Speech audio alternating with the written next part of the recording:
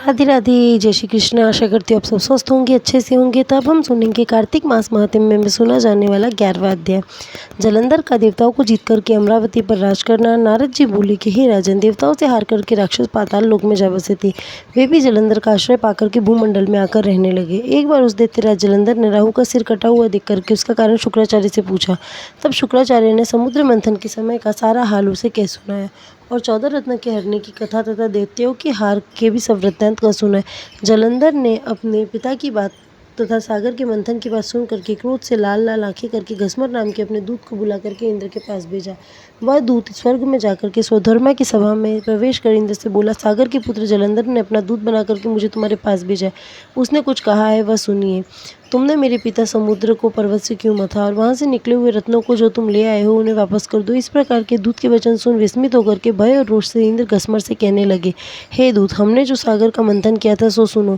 पहले मेरे भय से डरे हुए पर्वत को सागर ने अपनी कुक्षी में छुपा लिया और बहुत से दैत्यों को भी उसने रक्षा की थी। इस कारण मैंने भी उसके रत्न हर लिए। पहले सागर का पुत्र शंखासुर भी देवताओं से बैर करता था, वह भी समुद्र के भीतर जाकर छिप गया। उसको मेरे छोटे भाई ने मार दिया। अब तुम जाओ और समुद्र मथने का समाचार जलंधर से कहो। नारद जी बोले। तब वह दूत इंद्र से विदा हो पृथ्वी पर आए और इंद्र का सब वृत्तांत जलंधर से कहा तथा यह सुनकर के दैत्य क्रोध से कांपता हुआ देवताओं को जीतने के विचार से चारों दिशाओं तथा पाताल से करोड़ों दैत्य शिव आदि सेनापतियों को बुलाया तथा उनके साथ सेना लेकर के स्वर्ग में जाकर नंदनवन को चारों ओर से घेर लिया। तब तो देवता भी कवच आदि पहन करके लड़ने के लिए अपने अस्त्र शस्त्रों सहित अमरावती से बाहर निकले और देवता तथा दानवों में घोर युद्ध होने लगा। मूसल, परिघ, बाण, गदा, बर्छी, फरसा आदि शस्त्रों से एक दूसरों की भयानक मार काट होने लगी। दोनों तरफ की सेनाओं के हाथी, घोड़ा सवार आदि के मरने से वहां रुधिर की धारा बहने लगी। उस समय सायंकाल के लाल बादलों की तरह वह रणभूमि शोभा दे रही थी और युद्ध भूमि में जितने दैत्य मरे थे उन सबको शुक्राचार्य ने मृत संजीवनी विद्या से जीवित कर दिया। उधर बृहस्पति जी ने भी मरे हुए सब देवताओं को अपने मंत्र बल से जीवित कर दिया। युद्ध में मारे गए देवताओं तथा दानवों को जीवित करते हुए वो संग्राम एक बहुत दीर्घ काल तक चलता रहा। यह देख करके समस्त देवता बहुत ही व्यथित हो गए। जलंधर शुक्राचार्य से कहने लगा कि हमसे मारे हुए देवता फिर कैसे जी उठे। आपकी मृत संजीवनी विद्या तो और किसी की जगह सुनी ही नहीं है। तब शुक्राचार्य बोले, अंगिरा पुत्र बृहस्पति ने द्रोणाचल पर्वत से दिव्य औषधियां मंगा करके इन देवताओं को जीवित कर दिया, इसलिए तुम द्रोणाचल को जीत लो। नारद जी बोले कि दैत्येंद्र जलंधर ने यह सुन करके द्रोणागिरी को जीत करके समुद्र में फेंक दिया और संग्राम में आ गया। पश्चात संग्राम में देवताओं को मरे हुए देख बृहस्पति जी द्रोणाचल के पास गए, परंतु वहां द्रोणाचल नहीं दिखा। द्रोणाचल को दैत्य हर ले गए। यह बात जान करके बृहस्पति जी भय से व्याकुल होकर के बोले कि भागो, यह महादैत्य जलंधर जीतने में नहीं आवेगा, क्योंकि तुम यह रुद्र के अंश से उत्पन्न है। इंद्र ने जो कुछ उपद्रव किए थे उन्हें याद करो और उसी से पैदा हुआ है। बृहस्पति जी की यह बात सुन करके और जलंधर से भय मान करके सब देवता चारों ओर दशों दिशाओं को भाग गए। सागर के पुत्र जलंधर ने देवताओं को हार कर भागते हुए देख शंखनाद करते हुए अमरावती में प्रवेश कर लिया।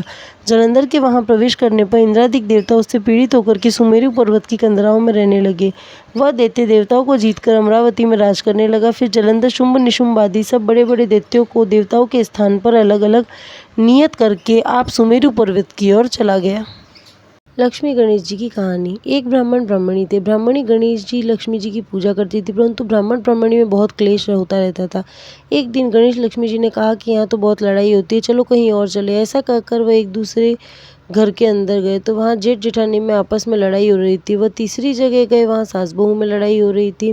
तब जिस घर भी जाते उसी घर में लड़ाई हो रही थी। कहीं भोजन पानी की व्यवस्था नहीं दिखी। गणेश जी बोले कि लक्ष्मी जी चलो, इससे तो ब्राह्मणी के घर चले, कम से कम वहाँ भोजन पानी तो मिलता था। ब्राह्मणी के घर जाकर के द्वार खटखटाया और बोले, ब्राह्मणी दरवाज़ा खोल। ब्राह्मणी बोली, मैं नहीं खोलती, पहले तो तुम चले गए थे, अब क्यों आए हो? वे बोले, नहीं ब्राह्मणी, अब नहीं जाएंगे। ब्राह्मणी बोली, मैं ऐसा नहीं मानती, पहले त्रिवाचा भरो तब किवाड़ खोलूंगी। तब गणेश लक्ष्मी जी ने त्रिवाचा भर दी। तब ब्राह्मणी दरवाजा खोल दिया। गणेश लक्ष्मी जी घर में ही विराजमान हो गए। तब ब्राह्मण के दुख दरिद्र मिट गए। हे लक्ष्मी गणेश जी महाराज, जैसे आपने ब्राह्मणी पर कृपा करी वैसी सब किसी पर करना। नगर बसेरे की कहानी। एक जाट को एक भाट को, बहन घर भैया, ससुर घर जमाई। जाट बोला, घर चल भैया, नगर बसेरो कर ले। भाट बोला कि अरे भैया तू ही कर ले, तू तो बहन घर भैया है, मैं तो ससुरगढ़ जमाई हूँ, मेरे तो वैसे ही आनंद मंगल है। जाट ने नगर बसेरा करा और बहन के घर गए। वहाँ तुलसी जी को ब्याह हो रहा था तो वहाँ पे उसको 56 भोग मिले, 3600 व्यंजन पाए। भाट अपनी ससुराल पहुंचा तो देखा ससुर के महल तिवारी में आग लग रही है, सब लोग आग बुझा रहे हैं, वो भी बुझाने में लग गया। सो बांके की दाढ़ी मूछ जल गई और वे अपनी जगह से काला पीला होकर के वहाँ से विदा होकर के आगे चल दिया। रास्ते में वो दोनों फिर मिले और आपस में बोले कि कहो भैया कैसी गुजरी। तो भाट बोला, ओ भैया हमारी ससुराल में तो आग लग रही थी, हमने तो आग बुझाई और हमारी दाढ़ी मूछ जल गई। जाट बोला कि मेरी बहन के घर तो तुलसा जी का विवाह हो रहा था, मैंने तो 56 भोग 3600 व्यंजन खाए। तो भैया मैंने तेरे से पहले ही कही थी कि नगर बसेरा कर ले। चल उसके बाद नगर बसेरा जो करे मलमल धोवे पाँव, ताती सी तापसी मान देगी मामसी, देंगे कृष्ण मुरार। दौड़ी आऊँ 5 कहानी कार्तिक की कहूँ, राधा दामोदर तेरी शरण। नित्यनेम की कहानी। एक ससुर बहू थे। ससुर कुछ नहीं करते थे। एक दिन बहू ने कहा कि ससुर जी आप कुछ करते तो नहीं हो, नित्य नियम ही कर लो। ससुर बोले अच्छा बहू अब हम रोज मंदिर जाया करेंगे दर्शन करने। एक दिन बहू ने कहा देखूं तो ससुर जी कितना नित्य नेम करते हैं। उसने झट से खिचड़ी बनाई और बोली ससुर जी खाना खा लो।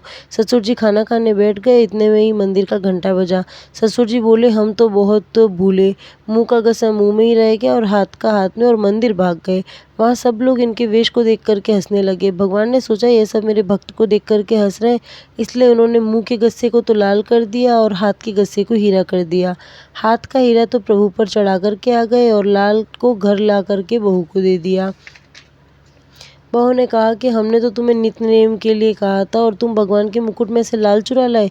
ससुर जी बोले बहू हमने चोरी नहीं की, हमें तो भगवान ने दिया है। यह पूछने पर बहू मंदिर चली गई। वहाँ सब ने कहा कि तुम्हारे ससुर को तो भगवान ने दिया। यह सुन करके बहू घर आ गई और ससुर से बोली कि आपने तो कुछ ही दिनों में सब कुछ पा लिया, मैं इतने दिनों से सेवा कर रही थी लेकिन मुझे कुछ नहीं मिले। ठाकुर जी प्रेम के भूखे हैं, जैसे ससुर पर कृपा करी वैसी सब किसी पर करना। तुलसा जी की कहानी। एक बुढ़िया माई थी, वह तुलसा जी की पूजा करती और कहती तुलसा माता तू सुखदाता, श्री कृष्ण की प्यारी विरला सींचू तेरो, तू कर निस्तारो मेरो, मूंग भात का खाना दीजो, पीताम्बर की साड़ी दीजो, श्री कृष्ण को कंधा दीजो, केसरिया घाट दीजो, बैकुंठ का वास दीजो, हरी हरी कहती ले जाइयो। अब तुलसा जी सूखती जाए। जब कृष्ण भगवान आए तो पूछा तुलसा जी तुम तो हरी भरी होने की जगह सूख क्यों रही हो, तुम्हारी तो आजकल बड़ी आगवानी हो रही है, पूजा हो रही है। तुलसा जी ने अपने सूखने का कारण बताते हुए कहा कि एक बुढ़िया माई है, सबकी अभिलाषा बता दी उन्होंने। आगे बोली भगवान मैं सब कुछ तो दे दूँ उसे, किंतु तुम्हारा कांधा कहाँ से दूंगी। श्री कृष्ण बोले कि बस इतनी सी बात है, जब बुढ़िया माई मरे तो घंटा झालर शंख बजा देना, मैं अपने आप चला आऊँगा। कार्तिक पूरा हुआ। बुढ़िया माई ने मरण संजोया। अब तो वह बुढ़िया माई बड़े बड़े योद्धाओं से भी न उठे। तुलसा जी को यह मालूम पड़ा तो झट उन्होंने घंटा झालर शंख बजा दिया। श्री कृष्ण भगवान 12 वर्ष के बालक का रूप धारण करके वहाँ आए और पूछने लगे कि भैया यहाँ भीड़ क्यों लगी है। तब एक आदमी बोला कि एक बुढ़िया माई मर गई है, किसी से भी उठ नहीं रही है। भगवान बोले कि लाओ मैं भी उठा करके देखूं। तो कुछ आदमी बोले कि लो इतने बड़े बड़े योद्धाओं से नहीं उठ रही है, तू जरा सा बालक इसे कैसे उठा करके देखेगा। फिर भी वो एक तरफ हट गए और जैसे ही भगवान ने हाथ लगाया बुढ़िया महारानी हरी हरी कहती हुई उठ खड़ी हुई। पीपल पतवारी की कथा। एक समय एक गुजरी थी, उसने अपनी बहू को एक दिन दूध दही बेचने को कहा और वह बेचने गई तो रास्ते में औरतें पीपल पतवारी सींचती हुई दिखी। इस पर उसने उन औरतों से पूछा कि ये क्या कर रही है। औरतों ने कहा कि हम पीपल पतवारी सींच रही हैं, इससे घर में धन धान्य बढ़ता है और खोया पत्ती भी मिल जाता है। बहू बोली ऐसी बात है तो मैं पानी की जगह दूध व दही से सींचूंगी। गुजरी ने बहू ने रोज दूध दही बेचते समय पीपल पतवारी को दूध दही से सींचना शुरू कर दिया। जब सास दूध दही के रुपए मांगती तो कह देती कि महीना पूरा होने पर हिसाब दे देगी। इसके बाद जब कार्तिक का महीना पूरा हो गया तो वह पीपल पतवारी के चरणों में पड़ गई और बोली कि इस पर पीपल पतवारी माँ ने पूछा कि क्या बात है, तो उसने कहा कि आज सास दूध दही का हिसाब मांगेगी। पीपल पतवारी बोली मेरे पास तो रुपए हैं नहीं, यह पत्थर और पान के टुकड़े हैं, जिसे ले जा। बहू वही साथ ले गई और उसे एक अलमारी में रख दिया।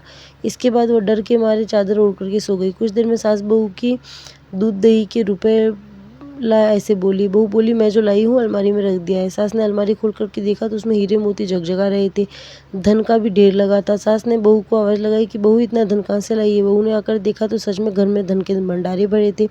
इस पर बहू ने सास को सारी बात बता दी। सास ने कहा कि अब मैं भी कार्तिक मास में पीपल पटवारी को सींचूंगी।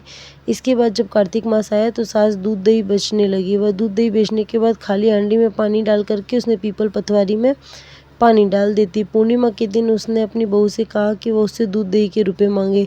जब बहू ने दूध दही के रुपए मांगे तो वह पीपल पटवारी के चरण पकड़ कर कहने लगी कि मुझसे बहू रुपए मांग रही है। इस पर पीपल पटवारी ने उसे पत्थर और पान के टुकड़े दे दिए, जिसे सास ने लाकर अलमारी में रख दिए। इसके बाद जब बहू ने अलमारी खोल के देखी तो उसमें कीड़े मकोड़े मिले। इस पर सब कोई कहने लगे कि बहू तो सत की भूखी थी, लेकिन सास ने धन की भूखी होकर के पीपल पटवारी को सींचा, इसलिए उसे फल नहीं मिला।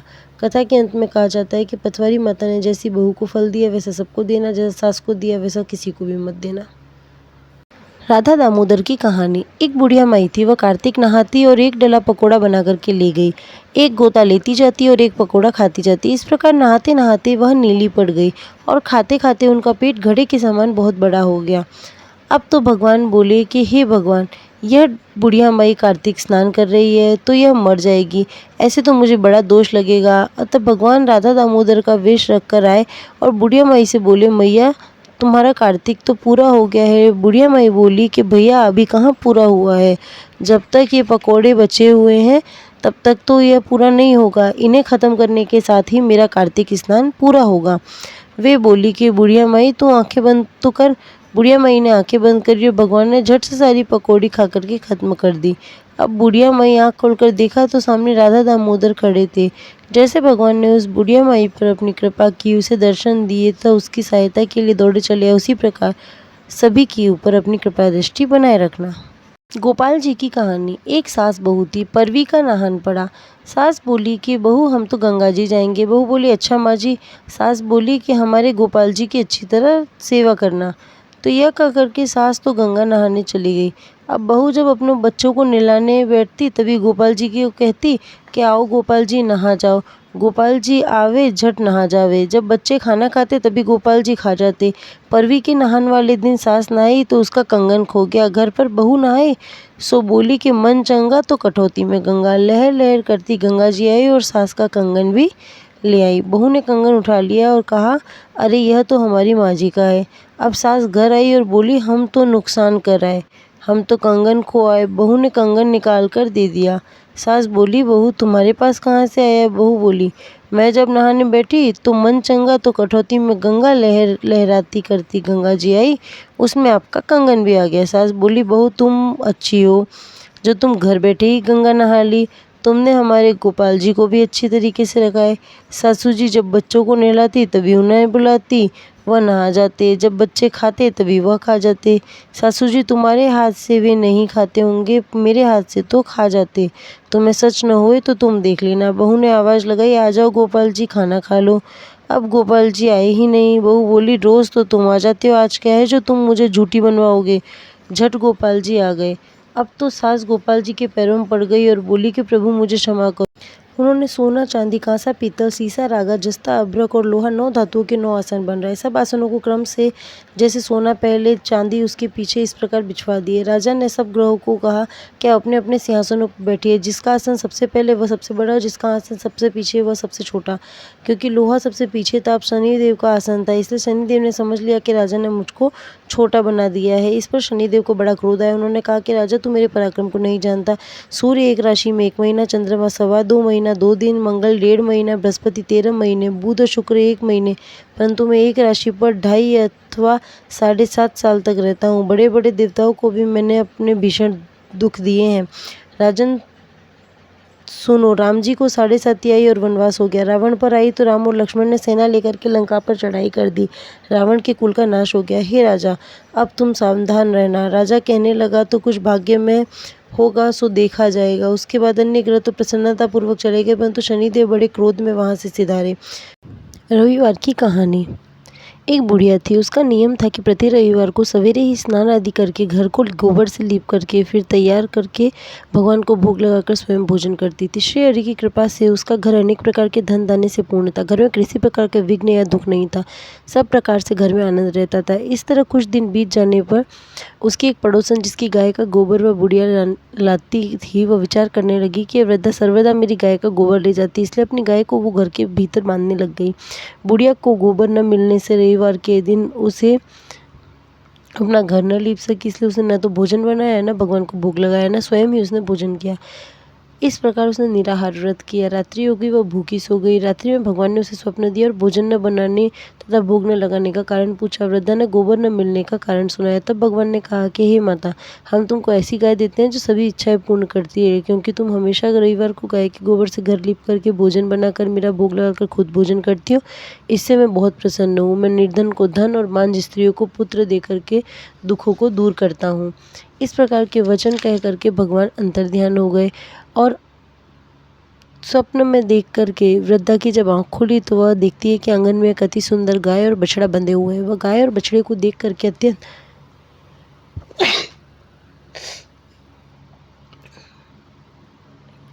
वह गाय और प्रातः जब वृद्धा की आँख खुली तो वह देखती है कि आंगन में एक अति सुंदर गाय और बछड़ा बंधे हुए। वह गाय और बछड़े को देख करके अत्यंत प्रसन्न हुई और उसको घर के बाहर बांध दिया और वही खाने को चारा डाल दिया। जब उसकी पड़ोसन बुढ़िया ने घर के बाहर एक अति सुंदर गाय बछड़े को देखा तो द्वेष के कारण उसका हृदय जल उठा। उसने देखा गाय ने सोबने का गोबर किया तो वह उस गाय का गोबर ले गई और अपनी गाय का गोबर उस जगह पर रख गई। प्रतिदिन ऐसा ही करती थी। सीधी सी सादी बुढ़िया को उसकी खबर नहीं होने दी।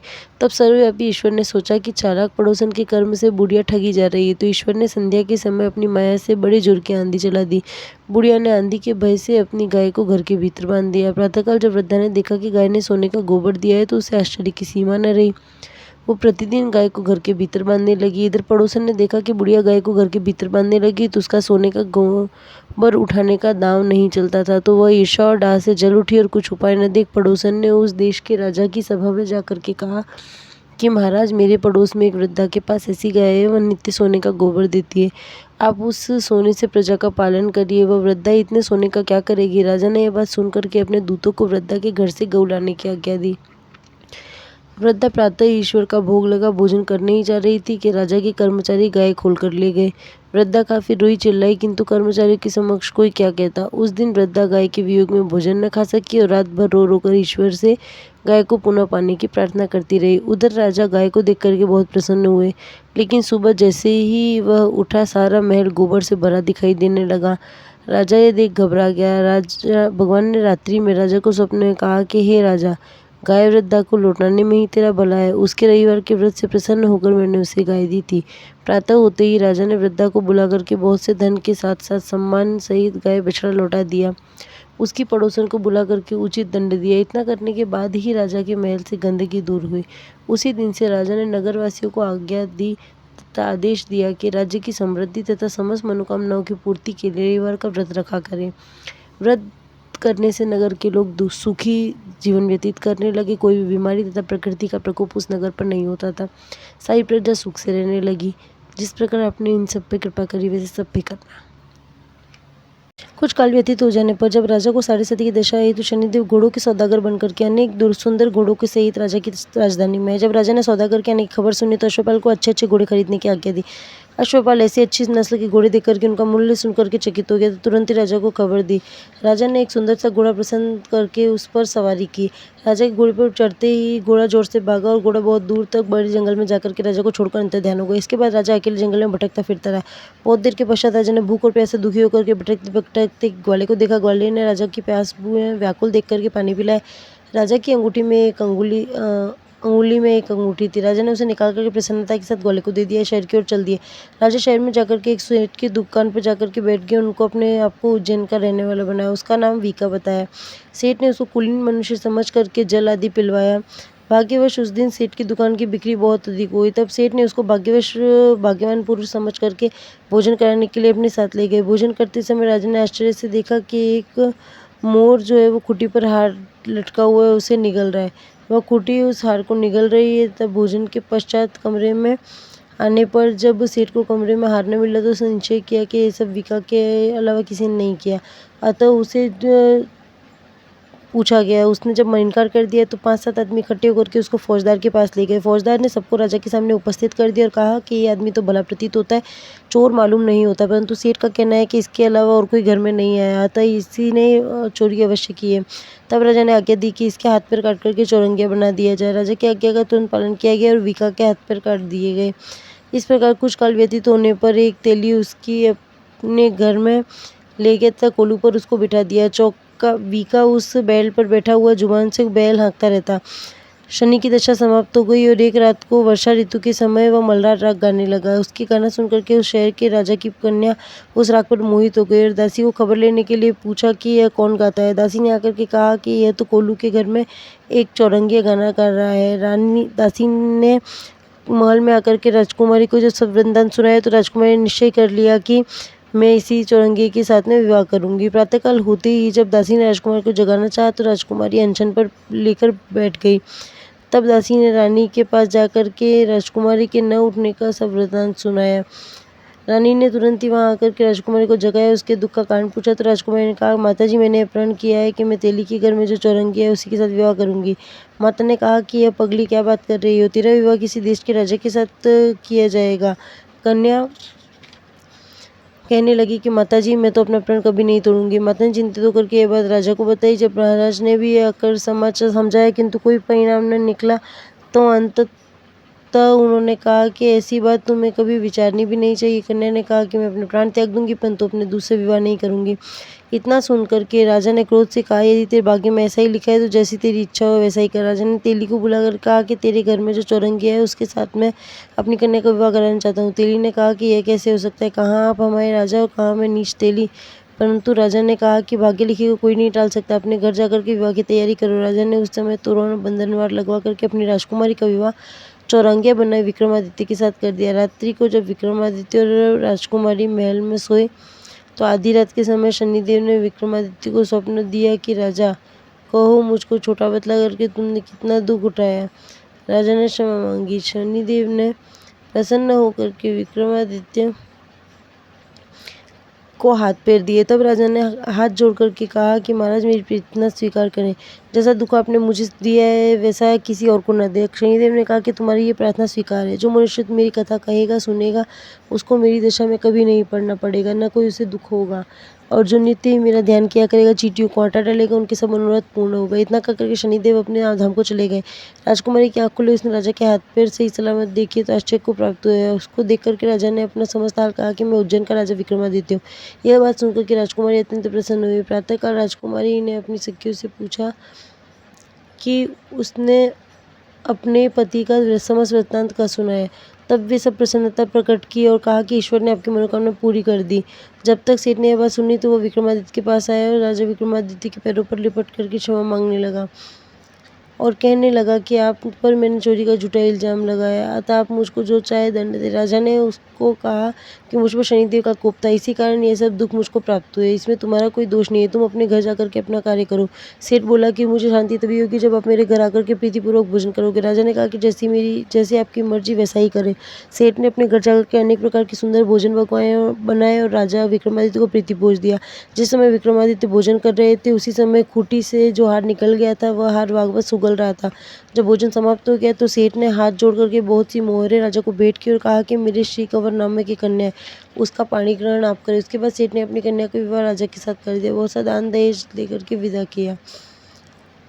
इस प्रकार कुछ दिनों तक वहां निवास करने के पश्चात विक्रमादित्य ने शहर के राजमहल की ओर प्रस्थान किया तथा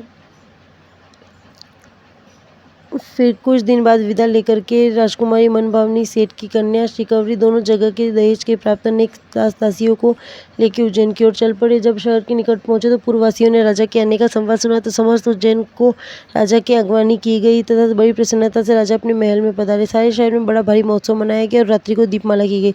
दूसरे दिन राजा ने नगर में सूचना करवाई कि मुझको यह बड़ा दुख प्राप्त हुआ है, इस कारण सारे शहर में सदा शनिदेव की पूजा की जाएगी तथा कथा होने लगी। राजा और प्रजा अनेक प्रकार की सुख भोगती रही। जो कोई शनिदेव की इस कथा को सुनता है पढ़ता है, शनिदेव की कृपा से उसके समस्त दूर हो जाते हैं, दुख दूर हो जाते हैं और शनिदेव की कृपा की इस कथा को पढ़ करके उनकी सारी मनोकामनाएं पूर्ण होती है। तुलसी माता की आरती। तुलसी महारानी नमो नमो, हरि की पटरानी नमो नमो। तुलसी महारानी नमो नमो, हरि की पटरानी नमो नमो। धन तुलसी पूरण तप कीनो, सालिग्राम बनी पटरानी नमो नमो। तुलसी महारानी नमो नमो, हरि की पटरानी नमो नमो।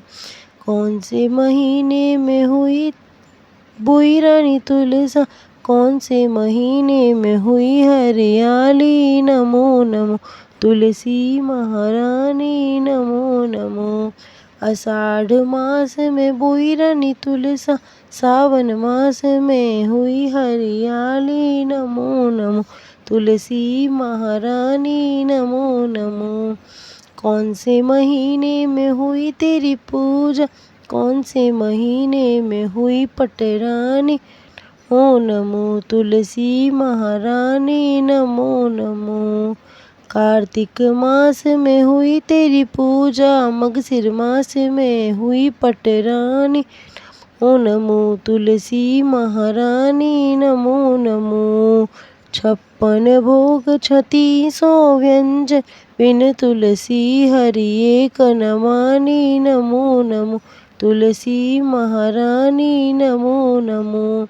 धूप दीप नैवेद्य आरती, पुष्पन की वर्षा बरसानी नमो नमो। तुलसी महारानी नमो नमो।